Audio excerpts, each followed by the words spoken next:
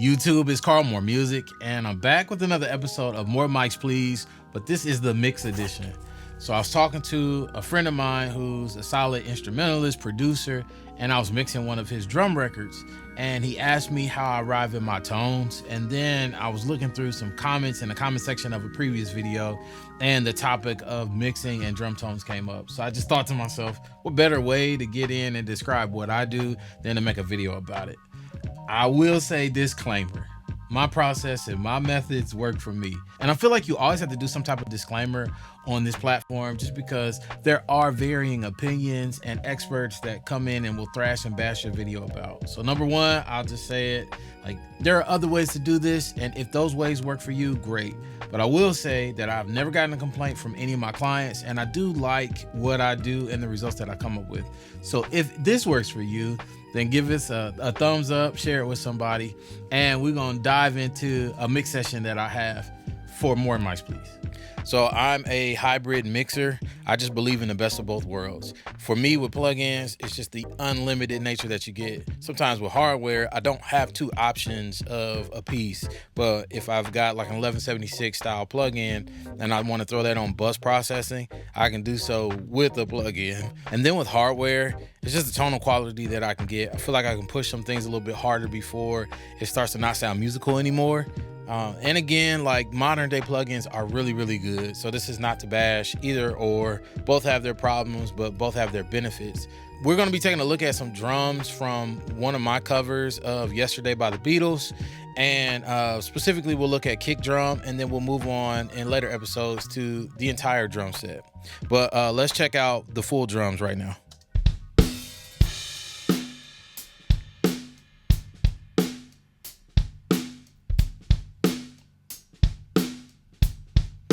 The drum soloed, or the kick drum soloed.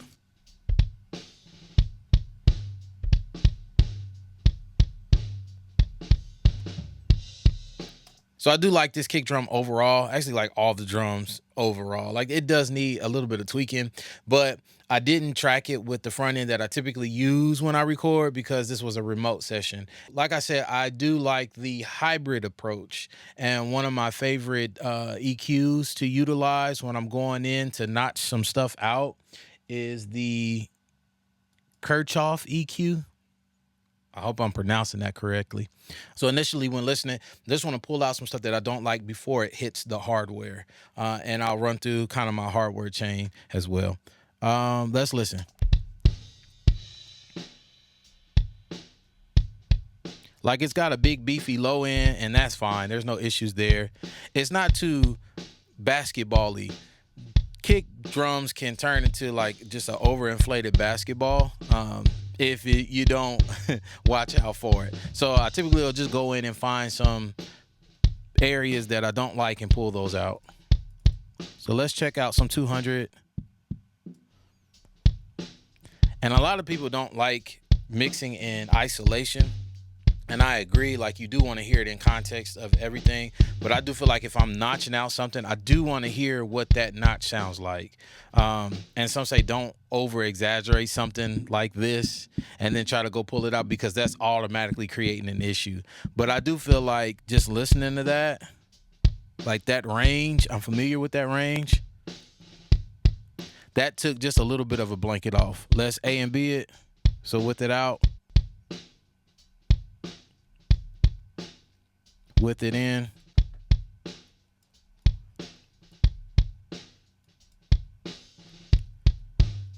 And this is kind of exaggerated out. Way too much. But I do like that blanket that's coming off of it with that 200.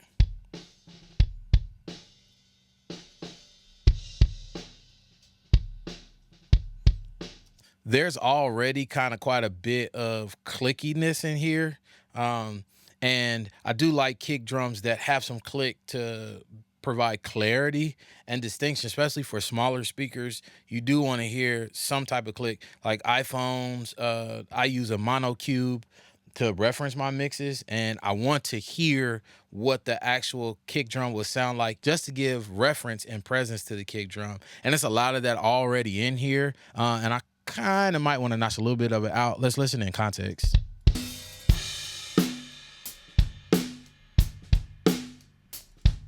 That's like that between, I'd say, some kick drums, it can get down to 2K, but for this one, I feel like it's in between that 3 and 5K. That's like 3.8. So, I mean, just to tickle it, like, and solo it again. Like I said, it's already a good sounding kick drum, and this is just what I do prior to actually adding my hardware chain to the setup. So in Logic, I'll just open up the IO plugin and I'll just route it through my system. I'm an analog audio guy. I love their converters. I appreciate it, how it sounds. A lot of people complain about the software side of things. I haven't really had many driver issues, but I don't know if that's just what I set up, how I set it up. But I have the first iteration of the Zen Tour, and I still love that thing. I use that. That's actually what I use to track these drums in this mobile session. So, not a plug for analog audio, but that's just what I use on a regular. And it's routed in my desk. As I have a patch bay for a bunch of the outboard stuff that I have. And I'm going to jump right into the EQ. There's 3 different EQs that I want to use today just to kind of give reference to how you can achieve this sound on different options. And we're going to start with the SSL 611 EQ, the 500 series. If you know what SSL is, you know what it does. I'm going to print this so that you guys can hear the changes in real time, but it's still isolated. EQ out. EQ in, starts on brown, you can engage black, feels a little more aggressive, solo the kick so you can just hear it by itself. That low frequency area, because I use this on kick drum often, I typically leave it around that like 9 o'clock-ish. Like the first frequency indicator they give you is 30 hertz, and I don't know what's in between it, but right at that, like that point feels like a kick drum to me. So boost a bit.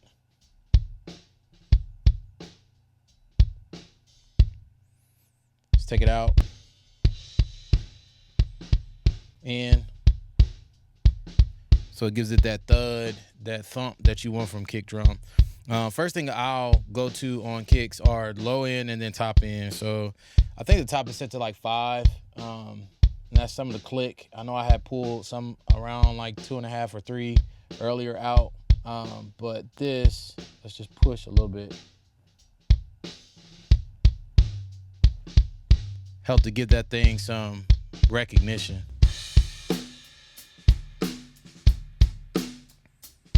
In context, let's take this loop off.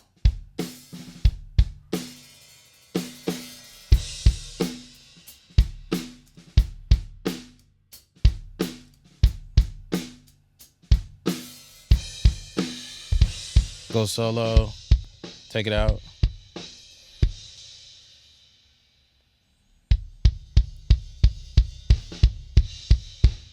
So that was a kick drum that I was actually already happy with. Like I was in a good space when we tracked it. I tried to push a little bit with the Antelope AFX plugins, but this for me would like help this sit a little bit better.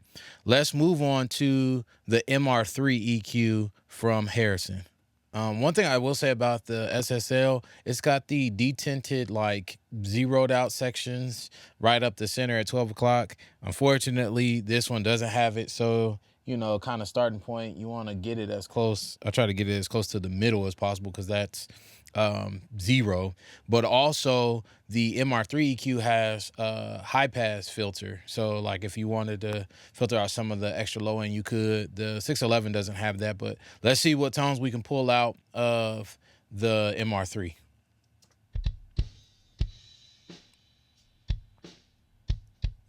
All right, so EQ was in, kind of in and out to see if we're getting anything different.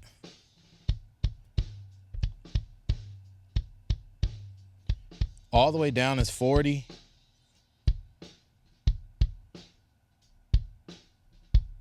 I should say the lowest frequency is 40 hertz.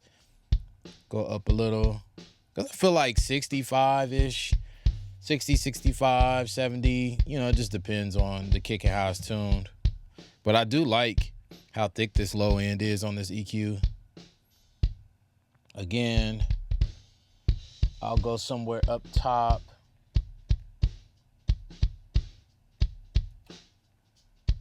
That top end has like a bell to make it a little more precise.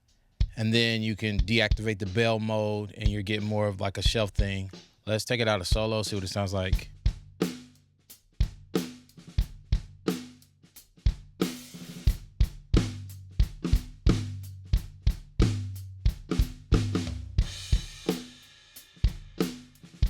Put it back in solo. EQ out. EQ in.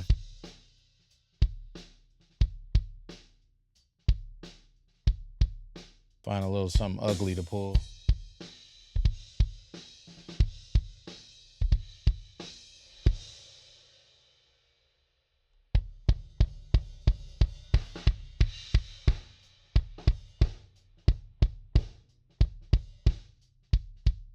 Just some of those mids.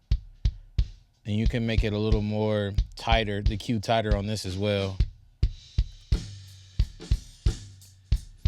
I went a little further on this EQ than I did the SSL, but I think this is definitely usable as well. Like we're talking about, I think this is like a $300 or $400. It might not even be that much. $300 EQ outboard, and it's doing something that some might argue, well, you could get this done with, plug-in. Again, I'm not here to speak on whether hardware plugins are better or worse. I do know I feel like I can push hardware a little harder than you can plugins without it breaking up and not sounding super duper musical. And then one might argue like this is too cheap of a piece of gear to spend money on for it to make a difference. But I think if anything, like it gets you in the workflow, you find out what works for you, you find out what doesn't. I know a lot of times I'm using this for subtractive EQ on the front end, but I'm listening to where I'm okay to mix with this. And I think they recommend this piece for drums. So yeah, again, I say my methods work for me. Not to say anything about anybody else or what they're using, but this could get the job done clearly. All right, let's move on to the Cranbourne audio. And then we'll look at some quick compression. Kick drum is solo right now, and the EQ is out. Now the EQ is in. I hear an instant jump in volume.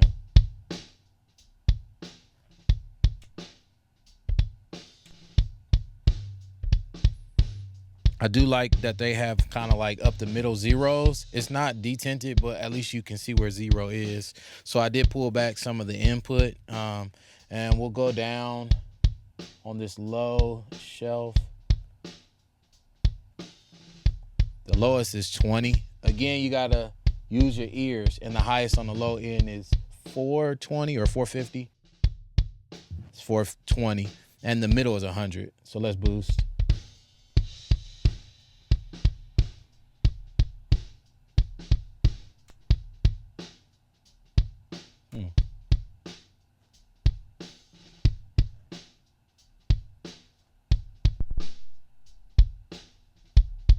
There it is. Instant. All right, I'm gonna go to the top. 5K. Get some click out of that. Let's unsolo it.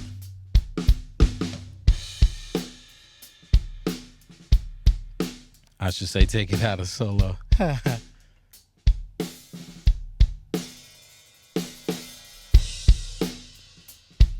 Let's go back into solo and see if we can find something to carve out to see what that's doing to the signal when you use Subtract. So the low frequency option on the mids, and that's the only bail you get, is 200, and then the middle section of that is 1.5K. So I'm gonna go somewhere I don't know, 11 o'clock-ish, 10 o'clock, and then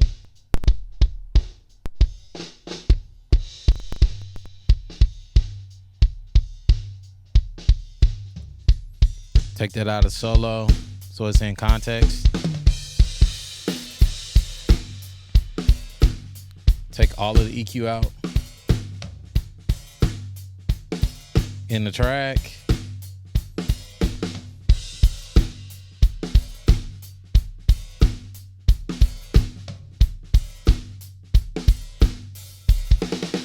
Okay, what I'll say is these are great options for kick drum.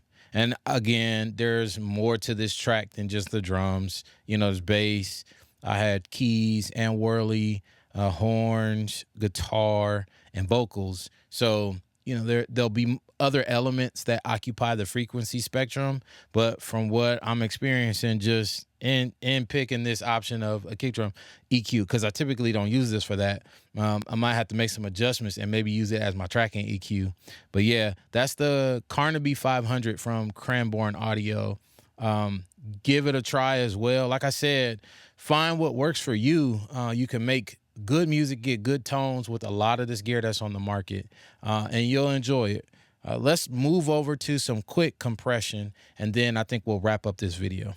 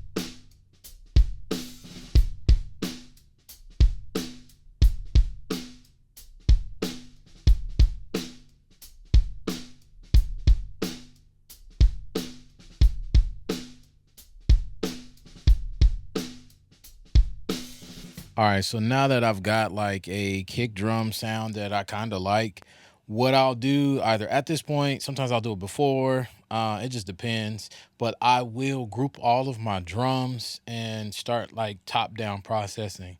So it'll be just some light EQ, a little bit of subtraction EQ, something to clean some things up and add some stuff, and then some compression. And the order changes, just it depends on the sound. Sometimes I'll subtract first, then I'll compress, then I'll EQ, or sometimes I'll subtract and then I'll EQ and go into the compression. So I'm going to demonstrate some of what I utilize.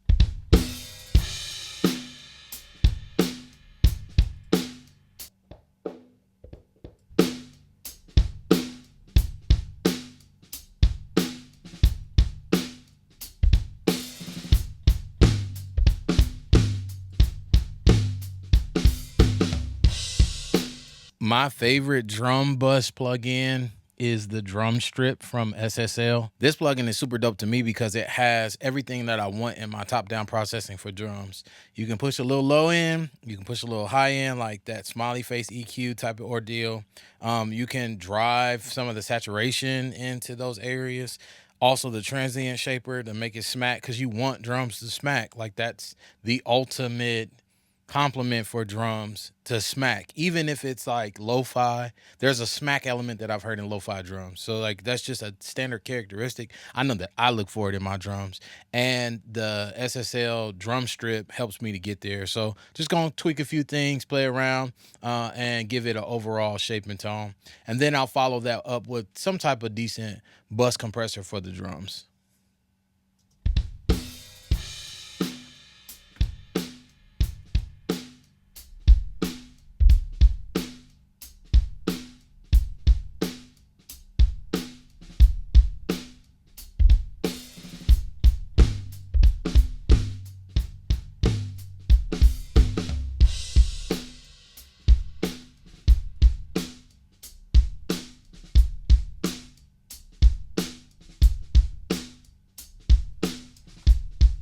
That's a little heavy handed for our standard do, but I love that. Made that kick drum super fat and then added some extra sizzle on the top end. Like, this is a good place to start to give me a good reference for what I want to do moving forward.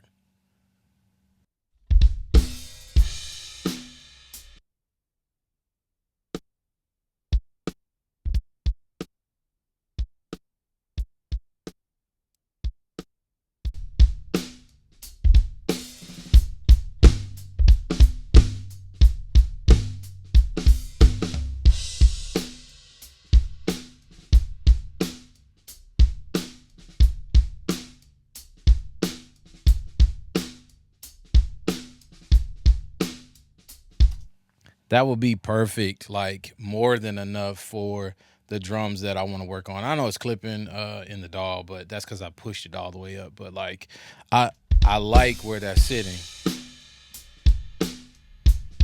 That kick is smacking me.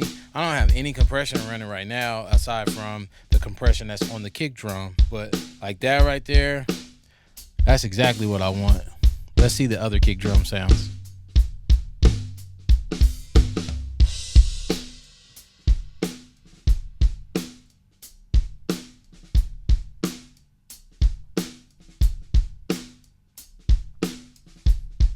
That SSL kick drum just sounds amazing.